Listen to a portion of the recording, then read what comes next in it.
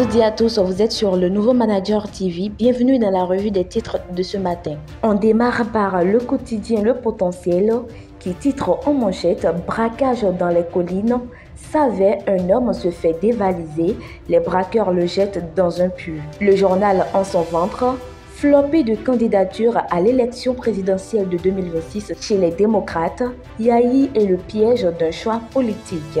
On quitte Le Potentiel pour une nouvelle élite qui s'intéresse également à la politique et titre « Investiture du duo de la mouvance à la présidentielle 2026 ». L'honorable Ernest Medewanou salue le discours fédérateur et plein d'espoir de Wadaï. En tribune du journal, Dr Lucien Kéninon, l'homme de Dieu prêt à porter les couleurs des démocrates pour la présidentielle 2026.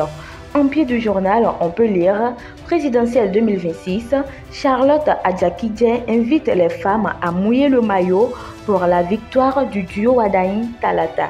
Prime News Monde à présent. Investiture du duo candidat de la mouvance à Parakou, l'appel de Wadaï à la jeunesse béninoise.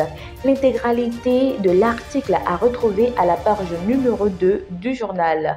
À l'oreille, procès de Louis-Philippe Rondénion à la Criette. En appel, l'ex-chef de la police exprime ses remords. En tribune du journal, rencontre Sénat et organisation de la société civile. Saka Lafia rassure sur le respect scrupuleux du calendrier électoral. Nous poursuivons cette revue avec le quotidien Le Béninois Libéré qui s'intéresse également aux élections présidentielles et titre en manchette. Législative 2026, décision en téléchargement à l'UPR et au BR. Aucun ministre candidat, au mieux ils seront en troisième position. En pied du journal présidentiel de 2026 au Bénin, la liste des 34 candidats pour présenter LD.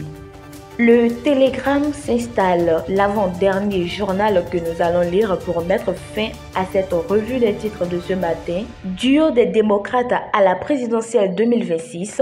Un pasteur, 2 avocats et plusieurs députés sur la liste des 34 candidats à la candidature. En tribune du journal, procès en appel de l'ex-chef à la police, Louis-Philippe Rondénion exprime des regrets et s'excuse. Toujours avec le Télégramme, c'est également dans l'actualité, amélioration du climat des affaires au Bénin. Le ministère de l'Économie et des Finances lance la plateforme numérique de dialogue public-privé. Pour finir, le Canard du Nord nous informe octobre 2015, octobre 2025, 10 ans après son décès, Mathieu Kérékou toujours dans le cœur des Béninois. Une autre information qui fait actualité avec le Canard du Nord, secteur artisanat, le SEMA Bénin valide son cadre budgétaire pour l'exercice 2026. En manchette du journal, discours d'acceptation du candidat de la mouvance à son investiture à Parakou, constance, courage et intégrité, la devise de Wadaï qui suscite admiration, crainte et indignation.